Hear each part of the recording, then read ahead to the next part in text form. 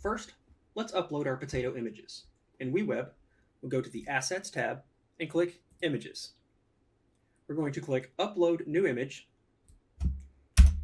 choose our potato images, and upload them. Once your images are uploaded, press Save. You can now go into Assets, Images, see all of your images, and click the chain icon to copy the link to the clipboard, or click the pencil icon to view, edit, and resize the image. Each image in WeWeb has a common base URL for where the image is stored. To get this, we're going to copy the link of any one of the images by clicking the link icon. Now we're going to go to Data, Variables. We're going to create a new variable by clicking the New Variable button. We're going to name this Image Base URL, and we're going to paste the link we just created. If you look in this here, you will see there is a URL, and the end of it has the specific image. We're going to delete that part of it, as we will then use this through our pages. Now that our images are ready, let's build a layout. We'll go into the Layout tab and add two sections.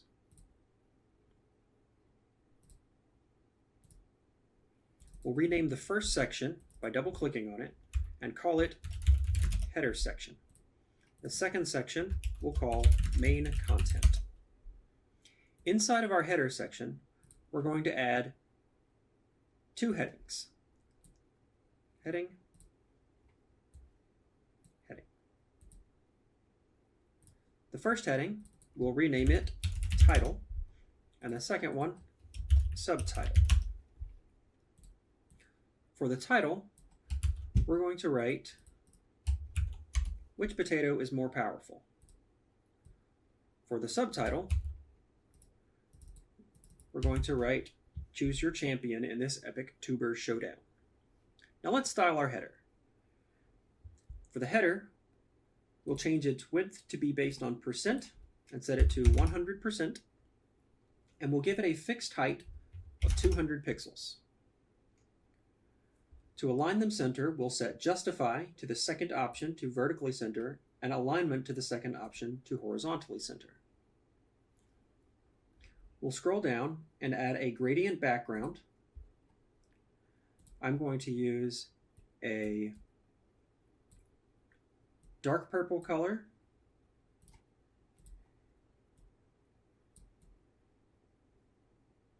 and a lighter purple color. Next, we'll set the text color to white.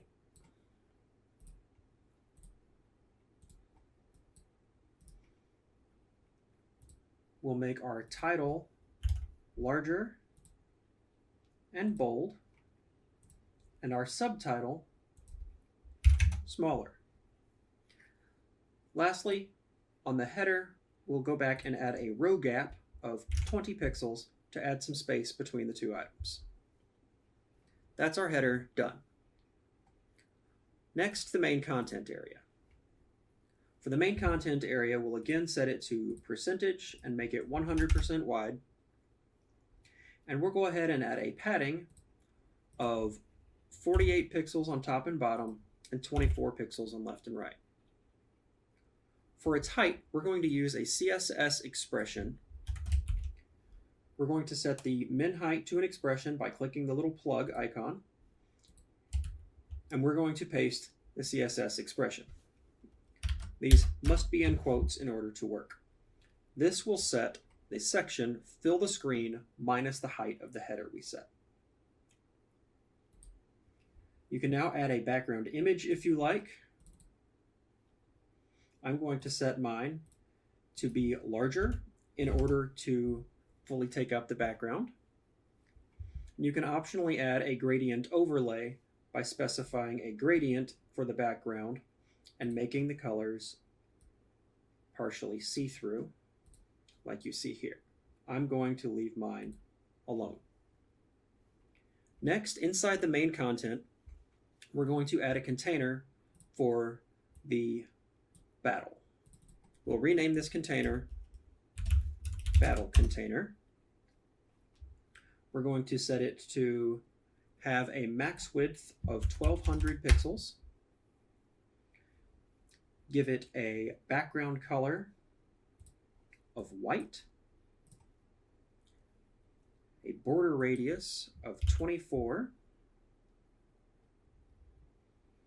and we'll go ahead and add 32 pixels of padding for now.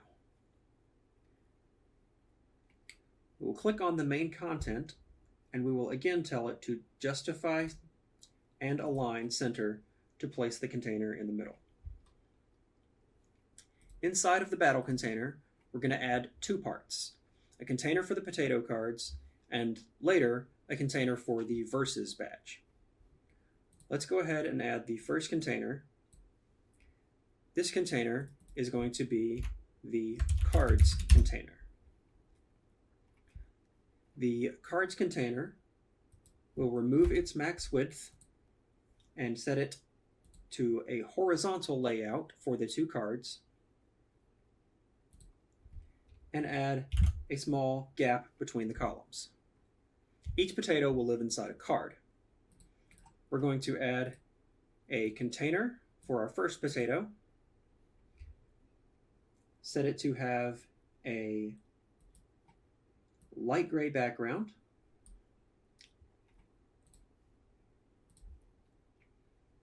a 16 pixel border radius, and some padding. Inside the card, we're going to add an image that is set to 100% width with rounded corners and a shadow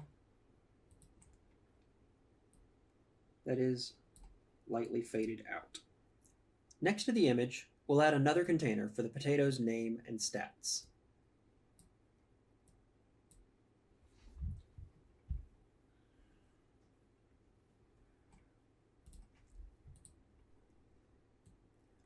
We'll add text for the name and set it to be center aligned.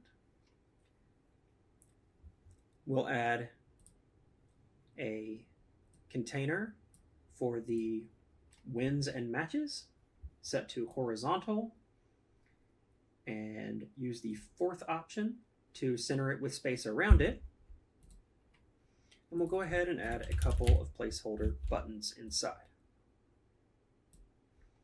This first one we'll call wins, and we will make it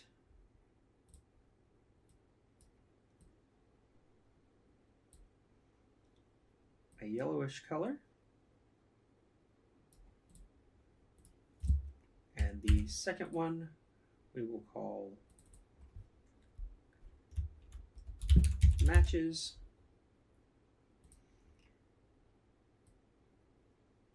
and make it purple.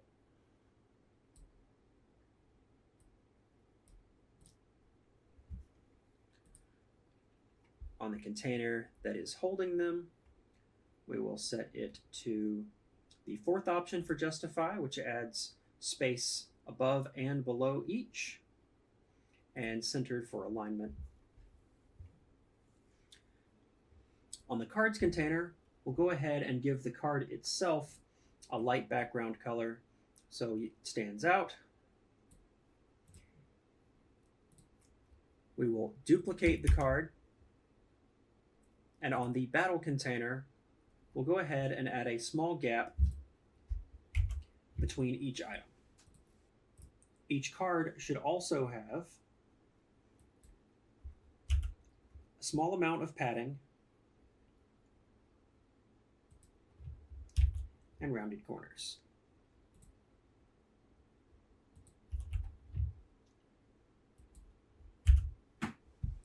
And that's it. Our initial layout is complete. We have a header, a styled background, and the potato battle area set up and ready for action.